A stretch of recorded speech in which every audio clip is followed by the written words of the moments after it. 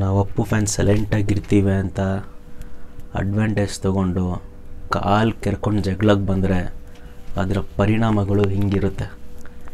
32,000 followers page ಒಂದು ಟ್ವಿಟರಲ್ಲಿ ಇವತ್ತು ಇಲ್ಲ, ನಿನ್ನೆ ಇತ್ತು, ಮೊನ್ನೆ ಇತ್ತು, ಇವತ್ತು ಬೆಳಿಗ್ಗೆ ಕೂಡ ಇತ್ತು, ಬಟ್ ಸಾಯಂಕಾಲ ಅಷ್ಟರಲ್ಲಿ ಕಾಣೆ.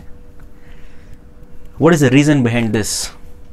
ಒಂದು ಫ್ಯಾನ್ ಪೇಜರ್ ನಡೆಸ್ಕೊಂಡು ಹೋಗಿದ್ದರೆ ಈ ಪರಿಸ್ಥಿತಿ ಬರ್ತಾ ಇರಲಿಲ್ಲ. ಫ್ಯಾನ್ ಪೇಜ್ನ ಟ್ರೋಲ್ ಪೇಜ್ ಮಾಡಿಕೊಂಡು ಟ್ರೋಲ್ ಪೇಜ್ಗಿಂತ ತುಂಬ ಕೆಟ್ಟದಾಗಿ ಕೆಟ್ಟ ಪದಗಳು ಯೂಸ್ ಮಾಡಿಕೊಂಡು ಆ ಪದಗಳು ಎಂಥ ಪದಗಳು ಯೂಸ್ ಮಾಡಿದ್ದೇನೆ ಅಂದರೆ ನಾನು ಸ್ಕ್ರೀನ್ ಮೇಲೆ ಕೂಡ ಹಾಕೋಕ್ಕೆ ಇಷ್ಟ ಆಗ್ತಾಯಿಲ್ಲ. ಬಟ್ ಸ್ಟಿಲ್ ಪ್ರೂಫ್, ನಾನು ಏನು ಹುಟ್ಟಾಕೊಂಡು ಮಾತಾಡ್ತಾ ಇಲ್ಲ ಅಂತ ತೋರಿಸ್ಕೊಳಕ್ಕೆ ಪ್ರೂಫಾಗಿ ಅವಾಗ ಇಲ್ಲಿ ಇಲ್ಲ ಒಂದು ಕಡೆ ಹಾಕ್ತಾ ಇರ್ತೀನಿ, ನೋಡ್ತಾ ಇರಿ. ನೋಡಿ, ಒಂದು ಫ್ಯಾನ್ ಪೇಜ್ ಹೆಂಗೆ ನಡೆಸ್ಬೇಕು ಹಂಗೆ ನಡೆಸಬೇಕು. ಟ್ರೋಲ್ ಮಾಡಿದ್ರು ಹೆಂಗೆ ಟ್ರೋಲ್ ಮಾಡೋಕ್ಕೋ ಹಂಗೆ ಟ್ರೋಲ್ ಮಾಡಬೇಕು. ಯಾವಾಗ ಈ ಟ್ರೋಲಿಂಗ್ ಮಿತಿ ಮೀರುತ್ತೆ ಆವಾಗ ನಮ್ಮ ಫ್ಯಾನಿಸಮ್ ಕೂಡ ಮಿತಿ ಮೀರುತ್ತೆ. ಲಾಸ್ಟ್ ವಿಡಿಯೋಲಿ ವಾರ್ನಿಂಗ್ ಕೊಟ್ಟಿದ್ದೆ, ಕಾಲು ಕೆರ್ಕೊಂಡು ಜಗಳಕ್ಕೆ ಬರಬೇಡ, ಸುಮ್ಮನೆ ಇರೋ ಪೇಜ್ ಕೂಡ ಕಳ್ಕೊತೀಯ ಅಂತ. ಅದೇನು ಮಾಡ್ಕೊ ಅಂತ ತುಂಬ ಕಮೆಂಟ್ಸ್ ಬಂದಿತ್ತು. ನಾನೇನೂ ಮಾಡೋಕ್ಕೋಗಲಿಲ್ಲ. ನಮ್ಮ ಅಪ್ಪು ಫ್ಯಾನ್ಸ್ ಮಾಡಿದ್ದಾರೆ. ಸೊ ಅವ್ರು ಮಾಡಿರೋ ಕ್ರೆಡಿಟ್ ನನಗೆ ಬೇಡ. ನಮ್ಮ ಅಪ್ಪು ಫ್ಯಾನ್ಸ್ ಏನಿದ್ದಾರೆ ಅವ್ರು ಮಾಡಿದ್ದಾರೆ. ಅವ್ರು ಮಾಡಿರೋದಕ್ಕೆ ನಿಮ್ಮ ಪೇಜ್ ಹೋಗಿ ಹಾಕ್ಸ್ಕೊಂಡಿದೆ.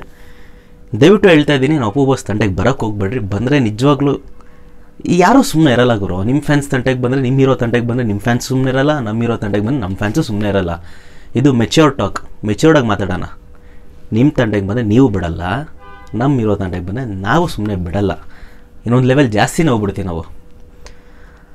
ಇಂಥ ಪರಿಸ್ಥಿತಿಯಲ್ಲಿ ಇವನು ಹಾಕಿರುವಂಥ ಟ್ವೀಟ್ಸ್ ಇದಾವಲ್ಲ, ಇವೆಲ್ಲ ಟ್ವೀಟ್ಸ್ನ ಸೇರಿಸ್ಕೊಂಡ್ರೆ ನನಗೆ ತುಂಬ ಇಷ್ಟ ಆಗಿರುವಂಥ ಟ್ವೀಟ್, ತುಂಬ ನಗು ಬಂದಿರುವಂಥ ಟ್ವೀಟ್ ಯಾವುದು ಅಂದರೆ, ರಿಲೀಸ್ ಆಗಿ ಒಂದು ವಾರ ಆಗ್ತಾಯಿದೆ, ಇನ್ನು ನರ್ತಕಿ ಥಿಯೇಟ್ರಲ್ಲಿ ಒಂದೇ ಒಂದು ಹೌಸ್ಫುಲ್ ಶೋ ಇಲ್ಲ.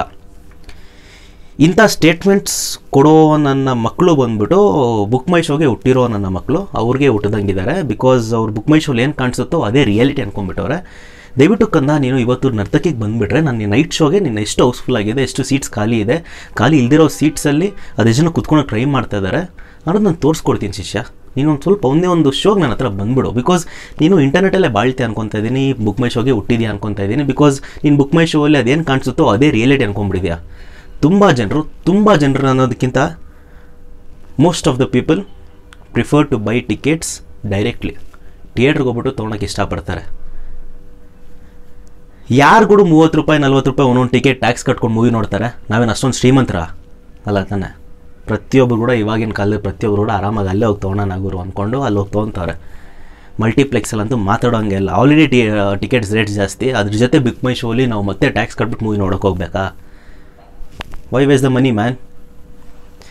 ನೋಡ್ಗುರು, ಬುಕ್ ಮೈ ಶೋ ಅಲ್ಲೇನಾಗುತ್ತೆ ಅಷ್ಟು ಮಾತ್ರನೇ ಜೀವನ ಅಲ್ಲ. ನೀನು ಬುಕ್ಕಲ್ಲಿ ಏನು ಓದ್ತೀಯ ಅಷ್ಟು ಮಾತ್ರ ನಿನ್ನ ಜೀವನ ಅಲ್ಲ. ಬುಕ್ಕು ಮುಚ್ಚಿಬಿಟ್ಟು ಆಚೆ ಜಗತ್ತಿಗೆ ಬಂದರೆ ಅದು ಜೀವನ. ನೋಡಪ್ಪ, ಒಂದು ಸಿಂಪಲಾಗಿ ಹೇಳ್ತೀನಿ, ನಾವು ಫ್ಯಾನ್ ಸೈಲೆಂಟಾಗಿರ್ತೀವಿ ಅಂತ ಕೆಣ್ಕಕ್ಕೆ ಹೋಗ್ಬೇಡಿ. ಯಾರಾದರೂ ವೈಲೆಂಟ್ ಆಗೋದಕ್ಕೆ ಒಂದು ಸೆಕೆಂಡ್ ಸಾಕು. ದಯವಿಟ್ಟು ನಿಮ್ಮ ಮಿತಿಗಳಲ್ಲಿ ನೀವಿರಿ. ನಮಗೆ ದರ್ಶನ್ ಸರ್ ಅಂದರೂ ತುಂಬ ಇಷ್ಟ, ಎಸ್ ಸರ್ ಫ್ಯಾನ್ಸ್ ಅಂದ್ರೆ ತುಂಬ ಇಷ್ಟ, ಸುದೀಪ್ ಸರ್ ಫ್ಯಾನ್ಸ್ ಅಂದ್ರೆ ತುಂಬ ಇಷ್ಟ. ಅದಕ್ಕಿಂತ ಒಂದು ಸ್ಟೆಪ್ ಜಾಸ್ತಿ ನಮ್ಮ ಅಪ್ಪು ಬಾಸ್ ಅಂದರೆ ಇನ್ನೂ ಇಷ್ಟ. ನಾವು ಅಪ್ಪು ಬಾಸ್ ಫ್ಯಾನ್ಸಾಗಿ ನಾವು ಯಾರ ತಂಟೆಗೆ ಹೋಗಲ್ಲ. ನಮ್ಮ ತಂಟೆಗೆ ಬಂದರೆ ಯಾವನ್ನು ಸುಮ್ಮನೆ ಅಂತೂ ಬಿಡೋ ಪ್ರಸಕ್ತಿನೇ ಇಲ್ಲ. ಅಷ್ಟೇ, ಪ್ರಸಕ್ತಿನೇ ಇಲ್ಲ.